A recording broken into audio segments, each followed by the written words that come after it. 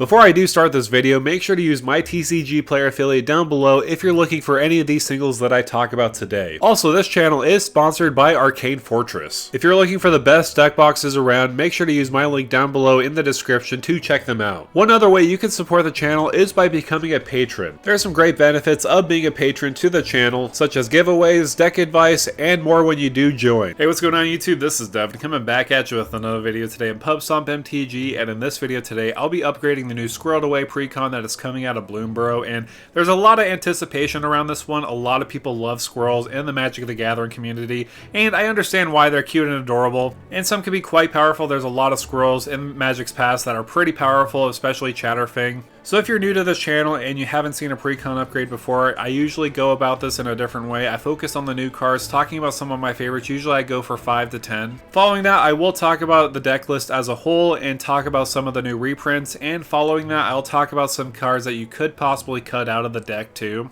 And then lastly, I will discuss some cards that I would add in personally. Usually I go for about 10 to 15 cards that you can add in to just really tune up the deck a little bit more. Before diving into anything else, I did want to talk about the two commanders of the deck. Which one do you want to choose to lead your squirrel army? The first option is Hazel of the Root Bloom. So she does read for 2 black and a green. She's a 3/5 body. You can tap her, pay 2 life, tap X untap tokens you control, add X mana of any combination of colors.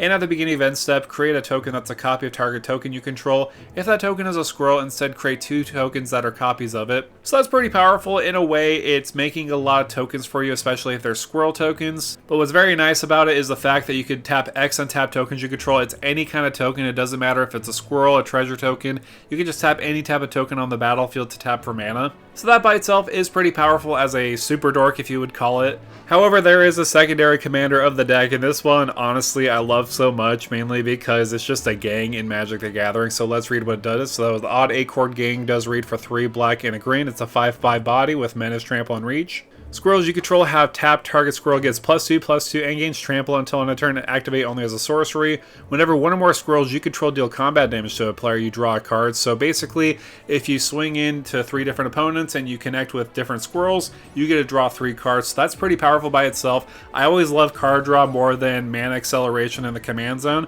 So if I had to pick a commander out of the deck to build around, I would possibly pick the second one, mainly because it gives you a win con in the command zone, just trampling all over your opponents with a big giant squirrel. Also, the fact that you can get some card draw in the command zone is very powerful itself, so I'd probably pick the secondary commander of this deck, but obviously you could choose whichever one because this is focusing on squirrels, and it's going to be a great deck in general because tokens just go wild in this type of deck. So without further ado, let's get started. Let's talk about the new cards of the deck.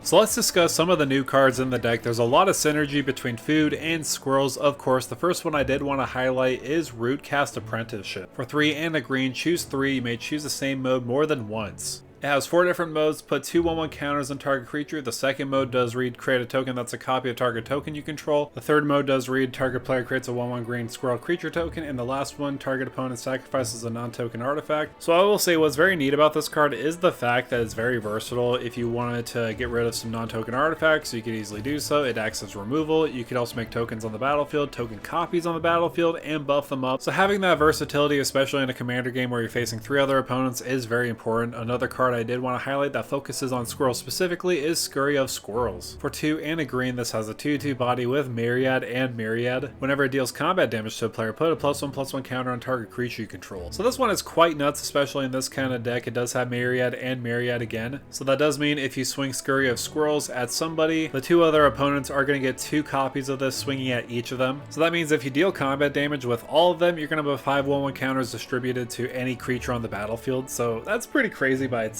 But let's move on to another great card in the 99 with Swarmyard Massacre. You create 2 1/1 green squirrel creature tokens, then each creature that isn't an insect, rat, spider, or squirrel gets -1/-1 until end of turn for each creature you control that's an insect, rat, spider, and squirrel. So this is pretty reminiscent of Swarmyard, but it's obviously focusing on Swarmyard Massacre. This is basically a great board wipe. I know it's 5 mana, which seems like a lot, but it's kind of controlled where none of your squirrels are going to die, but a lot of opponents' creatures are going to die in the process by getting -1/-1. -1. I will say the big downside on this card though is if you don't have any squirrels on the battlefield, all creatures are going to just get -2/-2 until a turn, which doesn't seem that good, but the ceiling is if you have a lot of squirrels on the battlefield, say 10 squirrels on the battlefield, every creature will get -10/-10, which will destroy at least a Ulamog. Not necessarily destroy, but it will give it -10/-10. But I will say what's very neat about Bloomburrow is the fact that they did bring classes back. So one I did want to highlight in this deck is Gormon's Talon. It has 3 different modes that you could level up with when you spend mana in them. The first mode does read during your turn artifacts you control are foods in addition to their other types. The second mode for 2 and a green whenever you gain life for the first time each turn, you create a 3/3 green raccoon creature token, and for the last mode for 3 and a green, whenever you gain life for the first time each turn, put a +1/+1 counter on each creature you control. So this focuses heavily on life gain. Of course, we're making a lot of food tokens in the deck, so when we tap those treasure tokens and sacrifice them,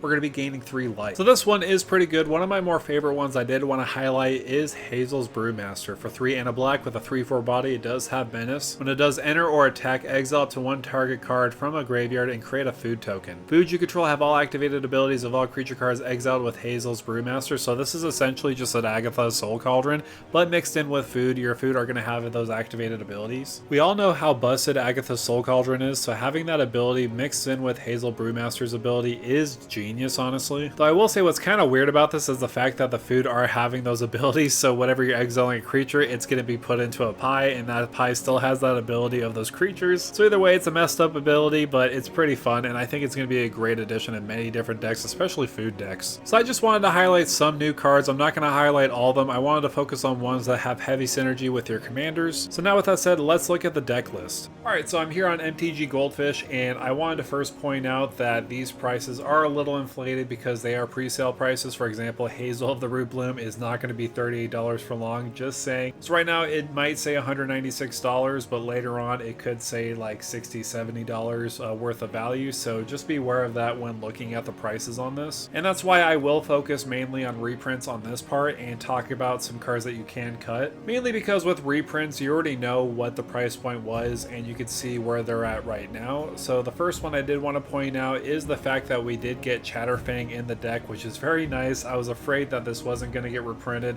I thought this wasn't, and then it's going to just skyrocket in price, but luckily we have a lot of different versions that you could get. So this one obviously synergizes with the deck making more squirrel tokens. You could sacrifice squirrels to remove a creature on the battlefield. So overall, great card, and could even be the commander if you really wanted to. If you just wanted to switch it to the main one, obviously you can. Other worthy reprint is Tireless Provisioner. Even though it's a uncommon, it always stays above $1 or $2, mainly because it has a great ability of landfall, making a treasure or a food token. So this particularly works very well with Hazel, mainly because you're just tapping tokens.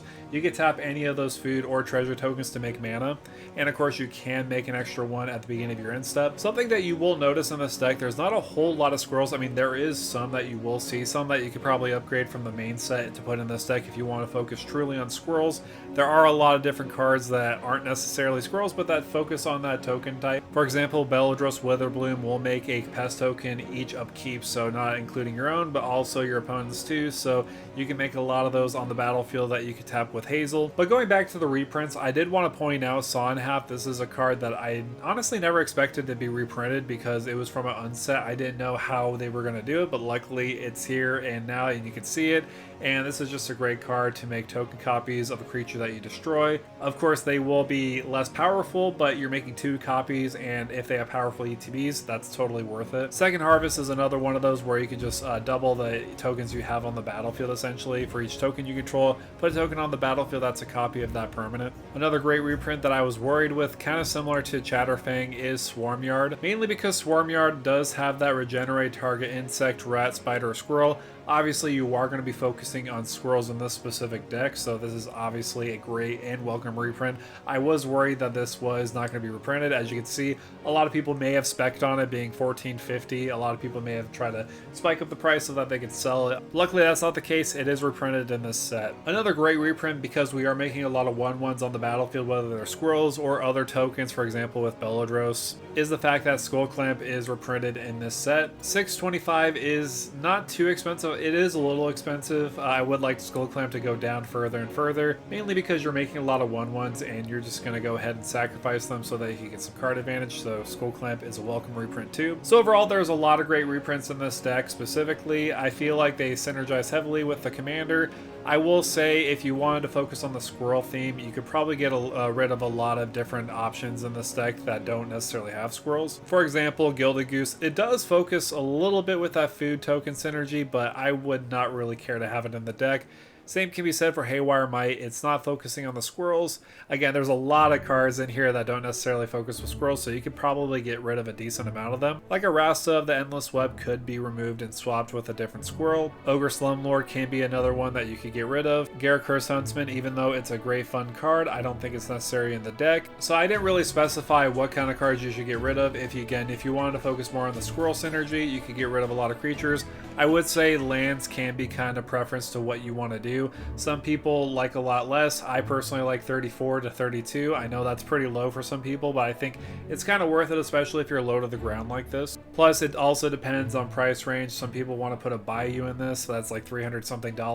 Some other people just want to put like Overgrown Tombs or other Golgari kind of lands that will tap for those colors. So I'm not necessarily going to tell you what lands to put in to put out. That's more of your preference instead of mine. So now that I've talked about cards that you can take out of the deck, I will focus more on cards that you should put in. So let's talk about some upgrades. There are some obvious ones that you can include. One pricier option I did want to highlight is Parallel Lives, because we're making so much foods or squirrel tokens or any other 1/1s that we're making, we could just double them with Parallel Lives. So if you do want to spend a little bit more money on this one, or even proxy it, you could even just put this one in the deck and it'll just put a ton of work for you in just doubling your tokens that you put on the battlefield. Other cards I did want to highlight are One with Nature and of course with squirrels with Nut Collector and Deranged Hermit. Nut Collector may be a little bit expensive for 5 and a green for a 1/1 body, but at the beginning of your upkeep you may create a 1/1 green squirrel creature token as long as you have Threshold. All squirrels get +2/+2 as long as there's 7 or more cards in your graveyard. And same thing can be said for Deranged Hermit. When it enters the battlefield, put 4 1/1 green squirrel creature tokens onto the battlefield, and squirrels get +1/+1. It does have Echo, 3 and 2 green, so most likely you can just sacrifice and then return to the battlefield later on possibly. So even though these aren't squirrels, they do put a lot of squirrels onto the battlefield, and plus it's an anthem for all your squirrels. So these are going to be great includes no matter what, and plus I think they're pretty cheap too, by the way. The next up is an absolutely busted card that's not necessarily a squirrel, but that does deal with them, and that's Liege of the Hollows for 2 and 2 green with a 3/4 body. When it's put into a graveyard from play, each player may pay any amount of mana to put that many number of squirrel tokens into the play on his or her control. Treat those tokens as a 1/1 green creatures. So this card is pretty good in this deck. If you have Hazel as your commander, you could just tap all your tokens on the battlefield, pay any amount of mana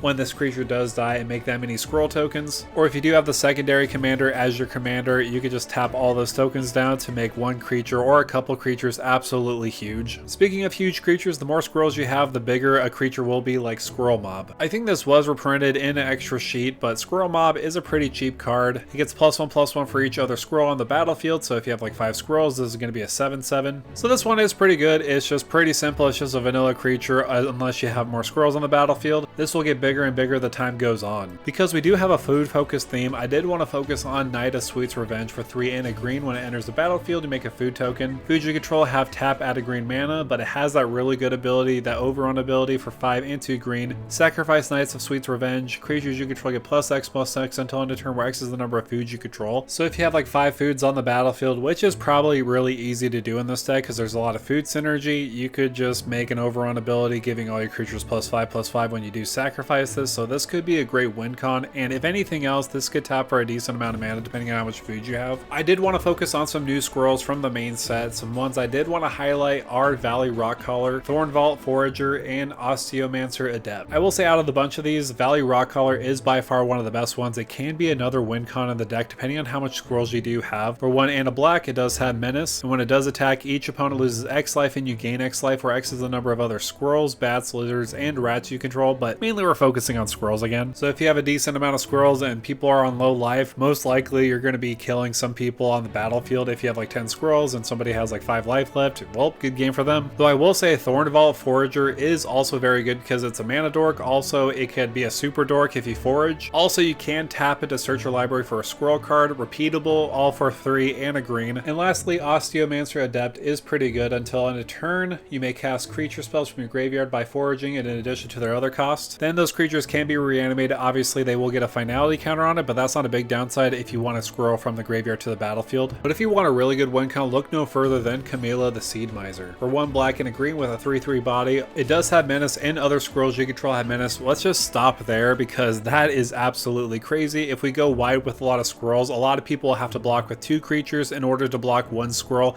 If we have like a lot of squirrels on the battlefield, they're going to be very hard to block. Besides that point, whenever you sacrifice 1 or more foods, create a 1/1 green squirrel creature token, and you could pay 2 and forage, put a 1/1 counter on each other squirrel you control, so you could buff up your squirrels continuously as long as you forage. So you can keep on exiling cards from your graveyard or sacrificing food to buff up all your creature tokens, and plus, by the way, they will have menace too if they're all squirrels, so you can swing away maybe for victory with this card here. So with that said, that's going to do it for me, guys. Thank you guys so much for coming by and watching this deck upgrade for the Squirreled Away Precon. These commanders are fantastic. Again, the Odd Squirrel Acorn Gang is a little better in my opinion, just to have the advantage of card draw and potentially buffing up all your squirrels is really good. Don't get me wrong, Hazel of the Root Bloom is also another fantastic commander, giving you a lot of mana and making extra token copies of tokens you have on the battlefield. But I would love to hear from you. What are your thoughts and opinions about this deck? Is there any upgrades that you would put into this deck list? Let me know down below in the comments. Also, make sure to like, share, and subscribe to the channel. With that out of the way, thank you for stopping by.